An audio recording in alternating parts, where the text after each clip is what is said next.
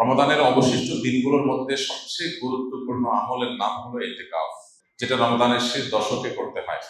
ইতিকাফ অবশ্য রমজানের প্রথম দশক, মাঝের দশক, এই দিনগুলোতেও করা যায়, একদিন দুই দিনও করা যায়, কিন্তু মাসনুন যে ইতিকাফ নবী করিম সাল্লাল্লাহু আলাইহি সাল্লামের রমাদানে, সেই প্রতিষ্ঠিত সুন্নাহ নবী সাল্লাল্লাহু আলাইহি সাল্লামের রমাদানে, সেটি হলো রমজানের শেষ দশকে ইতিকাফ করা। শেষ দশকের ইতিকাফ সম্পর্কে মা আয়েশা রাদিয়াল্লাহু তাআলা আনহা বলেছেন, কানা নবী সাল্লাল্লাহু আলাইহি ওয়াসাল্লাম ইয়াতাকিফুল আশরাল আওয়াখির মিন রমাদান হাত্তা তাওয়াফাহুল্লাহ। নবী করিম সাল্লাল্লাহু আলাইহি ওয়াসাল্লাম রমাদান ফরজ হওয়ার পর থেকে নিয়ে যে রমজানের শেষ 10 দিন ইতিকাফ করতে শুরু করেছেন, তার ওয়াফাত পর্যন্ত, মৃত্যু পর্যন্ত প্রত্যেক বছর তিনি রমজানের শেষ 10 দিন ইতিকাফ করেছেন। এবং আবু হুরায়রা রাদিয়াল্লাহু তাআলা আনহু বর্ণিত আরেকটি হাদিস থেকে আমরা জানতে পারি যে নবী সাল্লাল্লাহু আলাইহি ওয়াসাল্লাম তার জীবনে প্রত্যেক বছর রমজানের শেষ 10 দিন ইতিকাফ করেছেন, আর জীবনের সর্বশেষ রমজান যেটি ছিল, সেই রমজানে তিনি 20 দিন ইতিকাফ করেছেন। রমজানের অর্ধেকের বেশি দিন অতিবাহিত হয়ে গেছে, বাকি অর্ধেকেরও কম সময় আমাদের সামনে আছে। এমনিতেই কিয়ামত যত নিকটবর্তী হবে, সময়ের বারাকাহ তত কমে যাবে। নবী সাল্লাল্লাহু আলাইহি সাল্লামের হাদিসে সেরকম ভবিষ্যৎবাণী করা হয়েছে। তাকারাবাজ জামান, মাস সপ্তাহের মতো দ্রুত পার হয়ে যাবে, বছর মাসের মতো অতিবাহিত হয়ে যাবে।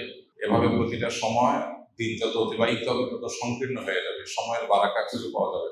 দেখতে দেখতে দিন পার হয়ে যাবে, দিন পার হয়ে রাত চলে আসবে, রাত পার হয়ে সকাল চলে আসবে। এভাবে জীবনটা খুব দ্রুততার সাথে ক্ষয় হয়ে শেষ হয়ে যাবে, আর মূল্যবান এবং দামি সময়গুলো আরো দ্রুততার সাথেই শেষ হয়।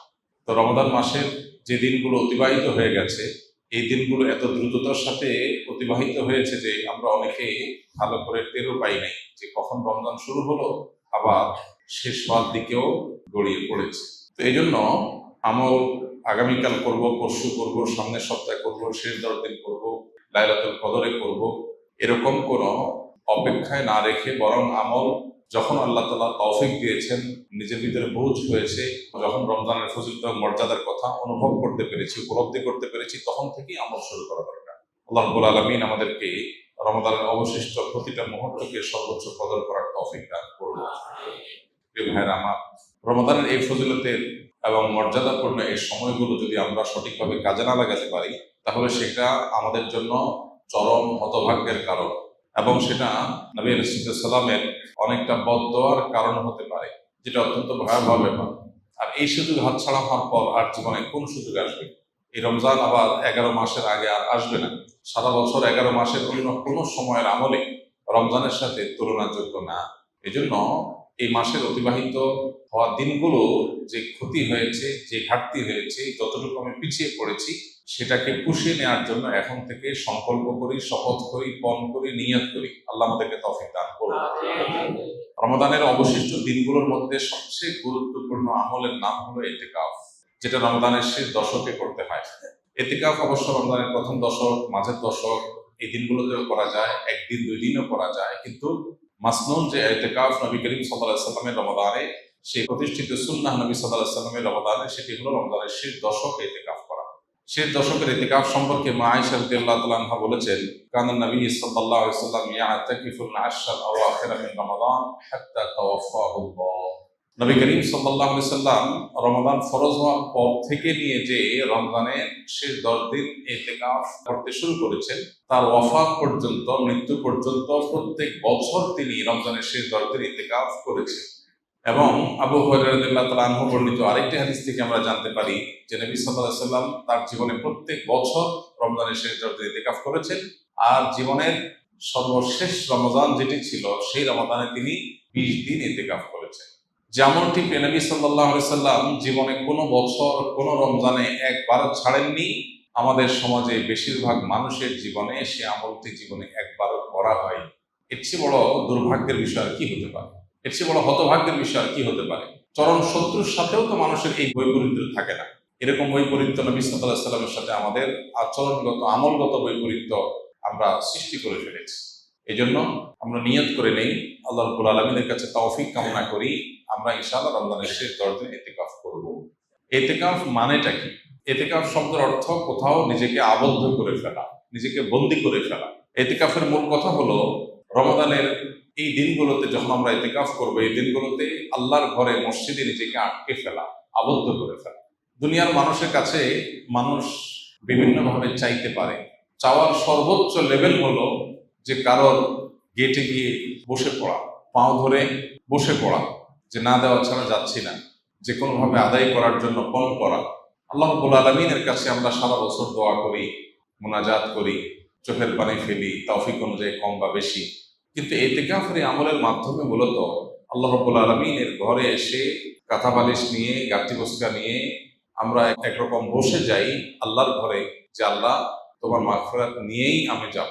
কোনো মানুষের গেটে দুয়ারে বা পাও জড়িয়ে খুঁটি গেড়ে বসে যেয়ে যেরকম মানুষ চায়, সেই চাওয়ার ফলে সাধারণত মানুষ খুব কমই বিফলে যায়, ঠিক একইভাবে আল্লাহর ঘরে ইতিকাফ করতে এসে একদম খুঁটি গেড়ে বসে যাওয়াটা এরকম চাওয়া অনেকটা। এই চাওয়ার ভিতরে অবর্ণনীয় এক তৃপ্তি আছে, এই চাওয়ার মধ্যে অন্যরকম এক আবেগ আছে, ভাব আছে। এই আবেগটা উপলব্ধি করার তৌফিক যাদের হয়েছে তারা জীবনে কখনো ইতিকাফ ছাড়তে খুব কষ্ট হয়, ইতিকাফের স্মৃতি তারা ভুলতে পারেন না। প্রিয় ভাইরা আমার, গোটা পৃথিবীর হাজার হাজার সৃষ্টি আল্লাহ, এগুলো আমাদেরকে, আমাদের মনোযোগকে, আমাদের ফোকাসকে নানা দিকে বিক্ষিপ্ত করে রেখেছে। সোশ্যাল মিডিয়ার এই যুগে, বিশেষ করে অনলাইনে বিচরণের এই সময়টাতে আমাদের মনোযোগ হাজার হাজার জিনিস নিয়ে যাচ্ছে। আমরা যখন সোশ্যাল মিডিয়া স্ক্রল করি, আমাদের সামনে কোনো একটা পোস্ট আসে, আমরা এই পোস্টটা দেখবো কি দেখবো না সিদ্ধান্ত নেই। স্ক্রল করে যাওয়ার পর বা স্ক্রল করে যদি কোনো পোস্ট সামনে আসে, আমরা যদি সেটা দেখি, তখন রিয়েক্ট করবো কি করবো না সেখানে আমরা মনোযোগ দেই। কোনো পোস্ট আমাদের হাসির উদ্রেক করে, কোনোটা আমাদের কান্না পাইয়ে দেয়, কোনোটা দেখে আমাদের হয়তো বিরক্ত লাগে, কোনোটা দেখে আমাদের ভালো লাগে। আমাদের অনুভূতি, আমাদের আবেগ, আমাদের সিদ্ধান্ত, এগুলো এত ভাগে বিভক্ত যে পরিপূর্ণ আল্লাহ রাব্বুল আলামিনের প্রতি মনোযোগী হওয়ার সুযোগ, পরিপূর্ণ আল্লাহর দিকে ফোকাস দেওয়ার সুযোগ। আল্লাহর দিকে ফোকাস তো অনেক পরের বিষয়, নিজের নফসের প্রতি ফোকাস দেওয়া, নিজের ভালোর চিন্তা করার সুযোগটা আমাদের দিন এবং রাত 24 ঘন্টা আমরা ব্যয় করে একটু বের করতে পারি না। বেশিরভাগ মানুষ শেষ কবে নিজেকে নিয়ে ভেবেছেন, বয়স কত হয়েছে, গন্তব্য কোথায়, আমার কোথায় যেতে হবে, আমি কি আসলে জান্নাতে যেতে পারবো, আমি যে ট্র্যাকে আছি সেই ট্র্যাকের শেষ মাথা কি জান্নাত নাকি জাহান্নাম, আমার নিজের কল্যাণের জন্য আমি ভাবনার সুযোগ পর্যন্ত পাই না। আমরা এত ব্যস্ত, এই বস্তুবাদী পৃথিবী আমাদেরকে এত এঙ্গেজ করে ফেলেছে, এত ব্যস্ত করে ফেলেছে, নিজের জন্য সময় দেওয়ার সুযোগটা আমাদের নাই। আমরা ব্যস্ত, আমাদেরকে জিজ্ঞেস করা হয় কেন ব্যস্ত, আমাদের ক্যারিয়ারের জন্য ব্যস্ত, আমাদের নিজের উন্নতির জন্য ব্যস্ত, আমাদের সামাজিক অবস্থানের জন্য ব্যস্ত। অথচ এই সব ব্যস্ততার আড়ালে আমাদের নিজের অনন্ত অসীমকালের যাত্রার, আমাদের রবের এই বিষয়গুলোর প্রতি ফোকাস বা মনোযোগ দেওয়ার সুযোগ আমাদের হয়। এই বাস্তবতায় ইতিকাফ আরো বেশি আমাদের জীবনে রিলেভেন্ট এবং গুরুত্বপূর্ণ। এরকম বিক্ষিপ্ত মনোযোগ যখন কোনো সমাজে চরম আকার ধারণ করে, আমরা 2 রাকাত নামাজ পরিপূর্ণ মনোযোগের সাথে, দুনিয়ার কোনো দিকে মনোযোগ যাবে না, পরিপূর্ণ আল্লাহর দিকে মনোযোগ থাকবে। আল্লাহ বলেছেন আকিমিস সালাতা লিযিকরি, তোমরা সালাত কায়েম করো আমার স্মরণের জন্য। আল্লাহ বলেছেন তার স্মরণের জন্য সালাত কায়েম করতে, নামাজ আদায় করতে। এখন আল্লাহর স্মরণ যেন হয়, এটা নামাজের উদ্দেশ্য, কারণ নামাজের মধ্যে আল্লাহর স্মরণ থাকবে। এখন আমাদের নামাজের অবস্থা হয়েছে এমন যে আল্লাহ ছাড়া সবকিছু স্মরণ হয়। 2 রাকাত নামাজ শুরু থেকে শেষ পর্যন্ত পরিপূর্ণভাবে পড়বো, কিন্তু মনোযোগ আল্লাহ ছাড়া অন্য কোনো দিকে যাবে না। এই চ্যালেঞ্জ আমরা কয়জন মানুষ নিতে পারবো, কয়জন মানুষ আমরা এই চ্যালেঞ্জ নিয়ে সফল হতে পারবো? চ্যালেঞ্জ নিয়ে দেখেন, যে নামাজ শুরু করেন, নফল নামাজ 2 রাকাত নিয়ত করেন, একদম সালাম ফেরানো পর্যন্ত একবারের জন্য ছেলে মেয়ে, ফ্যামিলি, বিয়ে শাদী, মা বাবা, ব্যবসা বাণিজ্য, কাজ কাম, পড়ালেখা, ক্যারিয়ার, সোশ্যাল মিডিয়া, বাইরের কোনো জগৎ, কোনো কিছুর প্রতি মনোযোগ থাকবে না, পরিপূর্ণ আল্লাহর দিকে মনোনিবেশ করবেন। এরকম 2 রাকাত নামাজ পড়া সহজ না কঠিন দেখেন, চিন্তা করুন প্রিয় ভাইরা আমার। অথচ আমাদের দিনে কতগুলো রাকাত নামাজ পড়া লাগে, সেখানে 2 রাকাত নামাজেও আমরা এই মনোযোগ দিতে পারিনি। পৃথিবীতে যারা সফল হয়েছেন, যারা জাগতিক বিচারে সফল হয়েছেন, সফল ব্যবসায়ী, সফল ক্রীড়াবিদ, সফল চাকরিজীবী, সফল পেশাজীবী, যে কোনো মানুষ তার জগতে সফলতা অর্জন করেছেন, সাফল্য অর্জন করেছেন। সাফল্যের জাগতিক সংজ্ঞা বা প্রচলিত অর্থে সাফল্যই বোঝাচ্ছি আমরা। এই মানুষগুলোর জীবনী, এই মানুষগুলোর লাইফস্টাইল, এই মানুষগুলো যে সারা জীবনের অভ্যাস, এগুলোকে নিবিড়ভাবে পর্যবেক্ষণ করার পর অনেক গবেষকদের দাবি হলো সেই সব মানুষরাই জীবনে সবচেয়ে বেশি সফল হয়েছে যাদের জীবনে ডিপ আওয়ারের পরিমাণ, পূর্ণ মনোযোগের সাথে কাজ করার পরিমাণ যত বেশি, তাদের জীবনে সাকসেসের রেশিও তত বেশি। অর্থাৎ আপনি কোনো কাজে পরিপূর্ণ মনোযোগ কতক্ষণ রাখতে পারছেন, এটা আপনার সাফল্যের অনেক গুরুত্বপূর্ণ একটা শর্ত। যে একটা কাজ করতে গিয়ে 5টা কথা মনে আসে, একদিকে চলে গেলে আরেক দিকে তার মাথা চলে যায়, তার জন্য সাফল্য খুব কঠিন। যে কোনো কাজ করার জন্য পরিপূর্ণ মনোযোগ দিয়ে করে, জগতে যাই হোক সে তার কাজ থেকে সরে না।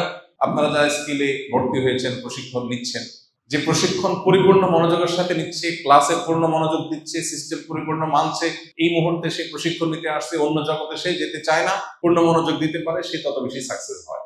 যারা স্কিল থেকে ট্রেনিং শেষ করে এখন বিভিন্ন জায়গায় জবে আছেন, যে ব্যক্তি তার জবের দিকে যত বেশি মনোযোগ দিবে, যত বেশি ফোকাস দিবে, তার কাজটাই সবচেয়ে গুরুত্ব পাবে, অন্য দিক থেকে মনোযোগ সরিয়ে এদিকে যত বেশি মনোযোগ ইনভেস্ট করতে পারবে, সে চাকরিজীবী হিসাবে তার ওই কাজের জগতে তত বেশি সাকসেস হবে। আর যার মনোযোগ যত কম থাকবে, তার সাকসেসের পরিমাণ তত কম হবে। এই মনোযোগ এখন হাজার হাজার মনোযোগ বিনষ্টকারী ডোপামিন আজ চতুর্দিকে ছড়িয়ে ছিটিয়ে দেওয়া হয়েছে। স্পিরিচুয়ালি, আধ্যাত্মিকভাবে আমাদের মুসলমানদেরকে ধ্বংস করবার জন্য হাজারো আয়োজন আছে। যেগুলোকে আপনি দেখছেন নিছক বিনোদন, এগুলো মূলত আপনার আমার রুহানি শক্তি ধ্বংসের আয়োজন। যেগুলোকে আপনি দেখছেন নিছক টাইম পাস, সেগুলো আসলে টাইম পাস না, সেটা আপনার লাইফ পাস। আমাদেরকে শেষ করে দেওয়া হচ্ছে, মনোযোগ নেই। 2 রাকাত নামাজ পড়ার মতো মনোযোগ যার নাই, তার জীবনে সাকসেস থেকে আসবে? প্রিয় ভাইরা আমার, ইতিকাফ আপনার জীবনে, আমার জীবনে এই অভাবটা পূরণে সবচাইতে বড় ভূমিকা রাখবে। কারণ ইতিকাফের মানেই হলো তুমি একমুখী হও। 355 দিন তোমার ব্যবসা বাণিজ্য, কাজ কাম, ফ্যামিলি, সোশ্যাল মিডিয়া, তোমার আশপাশ, প্রতিবেশী, পরিবেশ ইত্যাদি ইত্যাদি, এগুলো নিয়ে হাজার টাকা দিয়ে তুমি ব্যস্ত ছিলে। 10টা দিন তুমি পরিপূর্ণ শুধু নিজের প্রতি মনোযোগ দাও, নিজেকে সময় দাও, নিজের আল্লাহর সাথে সম্পর্ককে নিবিড় করো, শুধু আল্লাহকে স্মরণ করো, একমুখী মনোযোগ দেওয়ার চেষ্টা করো। এই প্রচেষ্টার নাম ইতিকাফ। ইতিকাফ আমাদের জীবনের মিনিং চেঞ্জ করে দিতে পারে। ইতিকাফ আমাদের জীবনের অর্থকে পরিবর্তন করে অনর্থক জীবন থেকে অর্থবহ জীবনের ট্র্যাকে আমাদেরকে তুলে দিতে পারে। এই জন্য ইতিকাফের নিয়ত করবো তো ইনশাআল্লাহ। এই ইবাদত কত গুরুত্বপূর্ণ হলে নবীজি জীবনে কখনো ছাড়েননি। তিনি অন্য অনেক নফল আমল মাঝে মধ্যে করতেন, মাঝে মধ্যে ছাড়তেন। ইতিকাফ এমন আমল যে কখনো তিনি ছাড়তেন না। তাহলে আমলের ইম্পর্টেন্সি, এ আমলের গুরুত্ব, এ আমলের মাহাত্ম্য কত, সেটা বলার আর অপেক্ষা রাখে? অতএব আমরা নিয়ত করে ফেলি যে যাদের তৌফিক আছে তারা এই বছরই, আর যাদের তৌফিক নেই তারা পরবর্তী বছর জীবনে যখনই সুযোগ হবে আমরা ইতিকাফ করবো ইনশাআল্লাহ। শয়তান আমাদেরকে মিথ্যা কথা বলে, আমাদেরকে দূরে সরায়। যে কোনো ভালো কাজ করতে আপনি যখন নিয়ত করবেন, শয়তান দেখবেন আপনার সামনে নানান চ্যালেঞ্জ সামনে এনে হাজির করবে। শয়তান আপনাকে বলবে, তুমি যদি ইতিকাফে বসো, তোমার কাজ কামের কি হবে, ফ্যামিলি চলবে কিভাবে, তোমাদের কেরিয়ারে ক্ষতি হবে, এরকম নানান মিথ্যা কথা শয়তান এসে বলবে। শয়তানকে বলতে হবে, আমি যদি ইতিকাফের সময় শুরু হওয়ার আগে মরে যাই, হাত পা ভেঙে হসপিটালে ভর্তি হয়ে যাই, অ্যাডমিট হয়ে যাই, আমার কাজগুলো কি সব থেমে থাকবে? পৃথিবীর সব যেটা যেখানে আছে সেখানে স্টপ হয়ে যাবে? যেহেতু আমি হসপিটালে অ্যাডমিট আছি, আমি সুস্থ হওয়ার পরে আবার সব চলবে এরকম? তাহলে আমি কোন মিথ্যা জুজুর ভয়ে আমার আমলকে পিছাচ্ছি? আগামী রমজান পর্যন্ত হায়াত পাবো সেটাও তো আমি জানি না। এই জন্য ভাই ইতিকাফে বসার নিয়ত করবো তো ইনশাআল্লাহ। আল্লাহ আমাদের সবাইকে তৌফিক দান করুন। ইতিকাফে যারা বসবেন তাদের উদ্দেশ্যে বলতে চাই যে ইতিকাফে বসে সোশ্যাল মিডিয়া, ফেসবুক স্ক্রল অথবা মোবাইলে অতিরিক্ত ব্যস্ততা, আড্ডা, এগুলো বাদ দিয়ে পরিপূর্ণ আল্লাহর স্মরণ, দোয়া, রোজাদারি, কোরআন তেলাওয়াত, লম্বা লম্বা রাকাতে নফল নামাজ, ওয়াজ ও নসিহা, দ্বীনি বই পুস্তক পড়া এবং বেশি বেশি আল্লাহর স্মরণ করা, এগুলোর মধ্য দিয়ে এই 10টা দিন কাটাবার চেষ্টা করি। আমাদের অভ্যাস খারাপ হয়ে গেছে, আমরা আল্লাহর দিকে মনোনিবেশ করে দীর্ঘ সময় থাকতে পারি না। এই জন্যই আমাদের ট্রিটমেন্ট হলো একটা লম্বা পিরিয়ড, এই 10 দিনের পুরো সময়টা নিজের বিরুদ্ধে যুদ্ধ করা, সংগ্রাম করা, অভ্যাসটাকে পরিবর্তন করার চেষ্টা করা। এটাই আমাদের দুনিয়া এবং আখিরাতের সাফল্যের অন্যতম স্বীকৃতি হিসেবে কাজ করে। আল্লাহ রাব্বুল আলামিন আমাদের সবাইকে নবী সাল্লাল্লাহু আলাইহি সাল্লামের হারিয়ে যাওয়া অবহেলিত এই আমলটিকে পুনরায় জীবিত করার তৌফিক দান করুন। মসজিদে মসজিদে ইতিকাফের জন্য সিরিয়াল পড়ার কথা, ইতিকাফের জায়গা পাওয়া যাওয়ার কথা না, কিন্তু দুর্ভাগ্য আমাদের মুসলমান সমাজে ইতিকাফ করার জন্য লোক পাওয়া যায় না। 2 জন, 1 জন, 3 জনের বেশি লোক পাওয়া যায় না। গড়ে প্রত্যেকটা মসজিদে 2-3 জনের বেশি মানুষ ইতিকাফে বসানো যায় না, অথচ পুরো মহল্লাতে শত শত মানুষ বসবাস করছে। সবাই ব্যস্ত। ব্যস্ততার এই মিথ্যা আমাদের শয়তান সারা জীবন দেখিয়ে যাবে, মনে রাখবে।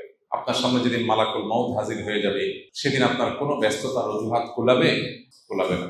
জীবনের এই সুযোগ আমি আবার পাবো, সেই গ্যারান্টি আমার হাতে নাই। অনেক মানুষ ছিলেন আমাদের সাথে গত রমজানে নাই তারা আমাদের সাথে। অতএব জীবনের সকল ব্যস্ততাকে ঠেলে দিয়ে ইতিকাফে বসা নিয়ত করবো ইনশাআল্লাহ।